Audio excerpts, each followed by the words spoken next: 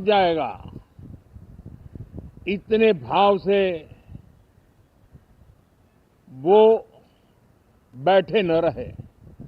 ये एक अवसर है और इस अवसर का सबसे पहला मंत्र ये होता है कि हम क्वालिटी पर बल दें। हम अब जब बाजार खुल गया है तो उत्तम से उत्तम क्वालिटी लेकर के बाजार में जाएं और अगर उत्तम से उत्तम क्वालिटी लेकर के जाते हैं तो हम यूरोपियन यूनियन के 27 देशों के खरीदारों के पैसे ही कमाते इतना नहीं, क्वालिटी के कारण से हम उनका दिल जीत लेते हैं और वो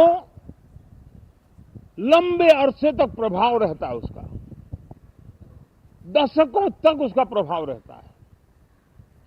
कंपनियों का ब्रांड देश के ब्रांड के साथ नए गौरव को प्रस्थापित कर देता है और इसलिए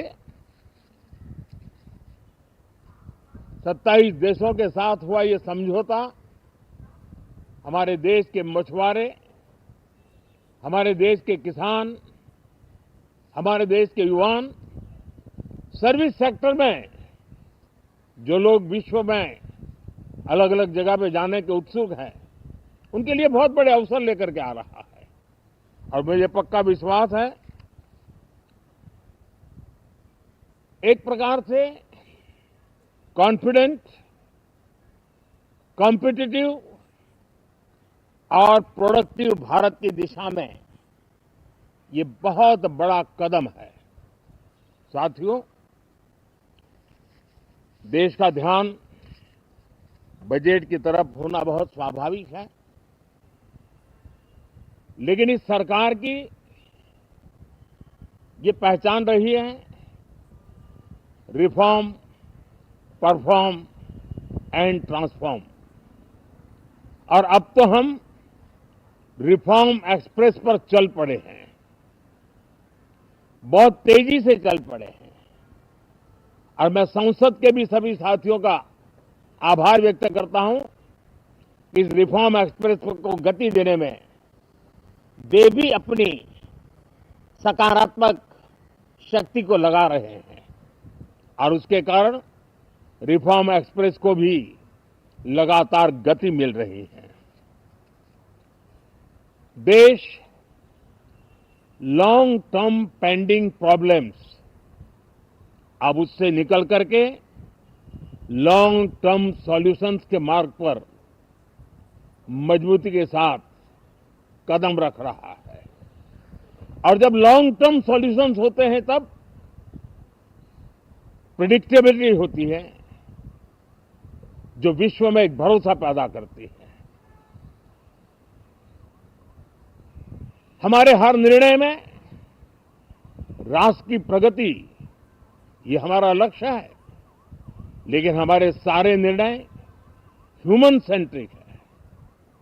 हमारी भूमिका, हमारी योजनाएं ह्यूमन सेंट्रिक है। हम टेक्नोलॉजी के साथ स्पर्धा भी करेंगे, हम टेक्नोलॉजी को आत्मसात भी करेंगे, हम टेक्नोलॉजी के सामर्थ्य को स्वीकार भी करेंगे, लेकिन उसके साथ साथ हम मानव केंद्रीय व्यवस्था को जरा भी कम नहीं आंकेंगे। हम संवेदनशीलता की महत्व को समझते हुए टेक्नोलॉजी की जुगलबंदी के साथ आगे बढ़ने के व्यू के साथ आगे सोचेंगे। जो हमारे टीकाकार रहते हैं साथी, हमारे प्रति पसंद नापसंद का रवैया रहता है और लोकतंत्र में बहुत स्वाभाविक है, लेकिन एक बात हर कोई कहता है कि सरकार ने लास्ट माइल डिलीवरी पर बल दिया है। योजना फाइलों तक नहीं, लाइव तक पहुंचाने का प्रयास रहता है और यही हमारी जो परंपरा है उसको हम आने वाले दिनों में रिफॉर्म एक्सप्रेस में नेक्स्ट जनरेशन रिफॉर्म के साथ आगे बढ़ाने हैं। भारत की डेमोक्रेसी और भारत की डेमोग्राफी आज दुनिया के लिए एक बहुत बड़ी उम्मीद है। तब इस लोकतंत्र के मंदिर में हम विश्व समुदाय को भी कोई संदेश दें हमारे सामर्थ्य का, हमारे लोकतंत्र के प्रति समर्पण का, लोकतंत्र की प्रक्रिया के द्वारा हुए निर्णयों का सम्मान करने का ये अवसर है और विश्व इसको जरूर स्वागत भी करता है, स्वीकार भी करता है। आज जिस प्रकार से देश आगे बढ़ रहा है, आज समय व्यवधान का नहीं है, आज समय समाधान का है। आज प्राथमिकता व्यवधान नहीं है, आज प्राथमिकता समाधान है। आज भूमिका व्यवधान के माध्यम से रोते बैठने की नहीं है, आज हिम्मत के साथ समाधानकारी निर्णयों का कालखंड है। मैं सभी माननीय सांसदों से आग्रह करूंगा कि वे आएं, राष्ट्र के लिए आवश्यक समाधानों के दौर को हम गति दें, निर्णयों को हम शक्ति दें और लास्ट माइल डिलीवरी में हम सफलतापूर्वक आगे बढ़ें। साथियों, आप सबका बहुत बहुत धन्यवाद, बहुत बहुत शुभकामनाएं।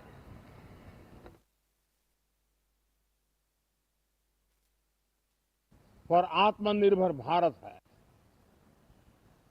ये free trade for aspirational youth है, ये फ्री ट्रेड फॉर आत्मनिर्भर भारत है, ये free trade for aspirational youth है, ये free trade. Ladies and gentlemen, good afternoon. I welcome you all to this ceremony where we shall witness exchange of several agreements and MOUs. These documents reflect the wide-ranging, multifaceted bilateral cooperation as part of the India-EU strategic cooperation, strategic partnership. We will begin with the signing and exchange of political declaration on conclusion of negotiations of the India-EU Free Trade Agreement. This document will be signed by His Excellency Mr. Maros Sefcovic, European Commissioner for Trade and Economic Security, and Shri Piyush Goyal, Minister of Commerce and Industry of India.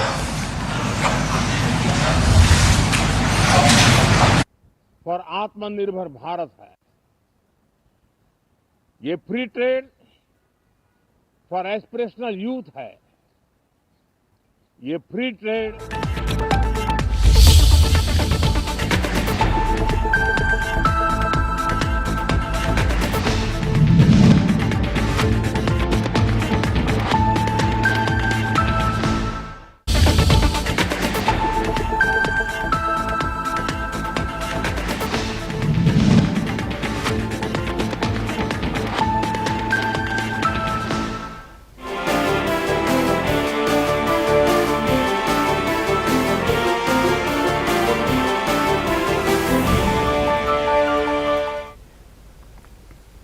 Welcome to CVR English. This is Naresh Kumar bringing you the latest from around the globe. Let's get into the details of news. President Donald Trump reportedly issued a warning to Iran that combined military bravado with a call for diplomacy. He suggested that US naval armada was already moving toward Iranian waters. Framing it as a show of strength, Trump claimed that in June, American forces had destroyed Iran's nuclear capacity through an operation he referred to as the Midnight Hammer, which he said occurred just weeks before Tehran might have acquired a nuclear weapon. He stressed that Iran should have pursued negotiations years earlier and emphasized the importance of reaching a deal now. At the same time, he hinted that continued naval pressure in the region would remain part of Washington's strategy to deter Iranian ambitions. And by the way, there's another beautiful armada floating beautifully toward Iran right now. So we'll see. I hope they make a deal. I hope they make a deal. They should have made a deal the first time they'd have a country. And just weeks ago, in a spectacular operation in Venezuela, we brought the outlaw dictator Nicolas Maduro to face American justice.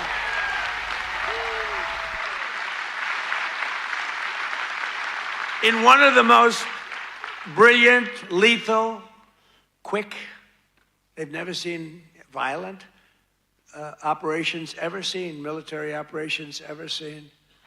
Nobody was killed, not on their side, a lot of people, unfortunately, I have to say a lot.